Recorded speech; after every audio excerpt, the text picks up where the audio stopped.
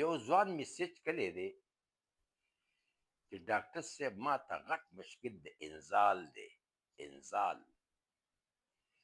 او زما جنسي اړیکه د 1 منټ نه هم کم وخت اخلي او ډېر پریشان یم، ډېر تشویش کې یم.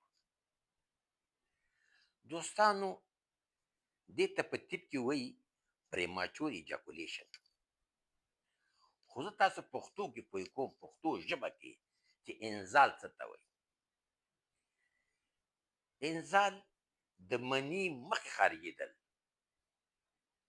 د مني خارجېدل بې موقع، حتی دې پورې چې تا دخول نه دی کړی او منی خارج شي، یا دخول وکړي او سکند وخت وانه خلي مخکې فارغ شي. دې ته ویل کېږي پریماچور ایجاکولیشن یا انزال مخکې د وخته. د دې ډېر عوامل دي،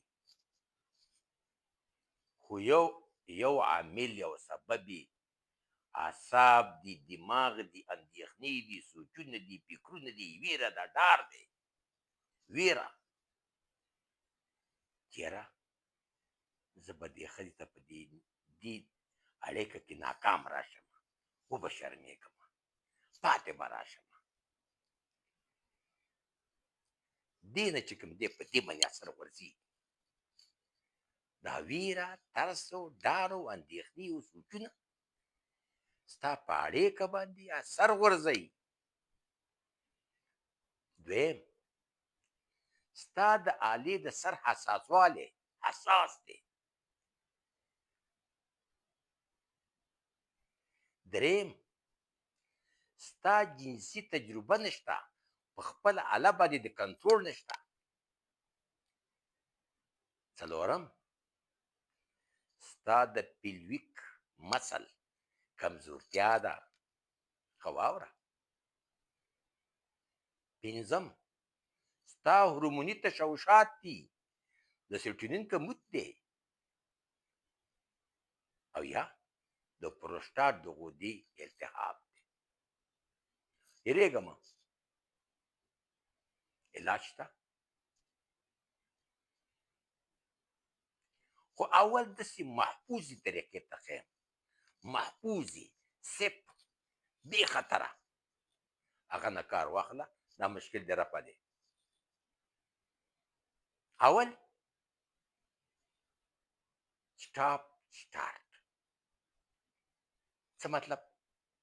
ته چې کله اړیکه ونیسې او پوه شولې چې یاره زما انزال کېږي، منی مې خارجېږي، د هغه نه مخکې دق وقت سټاپ شه، څو سکنډه سټاپ شه، سټاپ. چې کله پوه شي چې یاره زما د دې آلې حساسوالی کم شو، بېرته سټارټ شه. دې څه ته کولی شي چې د دې خپلې جنسي اړیکې وخت زیات واخلي. یو میتود، یو تخنیک. دویم، سکویز تخنیک، چې کله اړیکه ونیسي او پوه شي چې یاره زما نه دې وختو کې منې خارجېږي، د هغه نه مخکې د دې خپلې آلې په سر باندې، په ګوتو باندې فشار وارد کا، څو سکنډو دپاره دې څه حساسوالی کمېږي او وخت زیات اخلي. دریم، فکر اکسرسایز، یعنې خپله باندې هغه مثلا فشار راوړه چې تش منټې دې بندې ورباندې څو سکنډو دپاره بیا خوشې کا، دا تمرین وکړه، فکر اکسرسایز. دې نه علاوه کنډم استعمال کا، هغه حساسوالی کمېږي، وخت زیات اخلي. هغه نه علاوه لیګنوکاین کریم استعمال کا، حساسوالی کمېږي، خو احتیاط ضرور دی. ګوره احتیاط، احتیاط. او د هغه نه علاوه ټابلیټ پرزوټاین، زه به نوم ولیکم درته، 10 ملي ګرام ګولۍ، مې واضحه ته ولیکم، هم به نوم ولیکم جنریک، هم به نوم ولیکم برینډ نیم. جنریک نیم او برانډ نیم دواړه به ته ولیکم. د جنسي مقاربت نه مخکې 2 غنټې 3 غنټې مخکې استعمال کړه. خو یوه خبره یاد ساتئ چې کوم خلک د زړه تکلیف لري استعمال نه کوي وره، دیابېټ لري استعمال نه کوي، یا نورې عصبي دواګانې هغوی د هغه سړي کې استعمال نه کوي. الله هم کامیاب لره، الله هم خوشحال لره. یو خبر یاد ساتئ، د خپلو بیبیانو سره د خپلو ښځو سره ښه مینه کوئ، ښه محبت کوئ، ښه انډرسټینډینګ کوئ، ښه لباس، ښه خوشحالي دا غټ رول لري وره. سلام علیکم، الله هم کامیاب لره.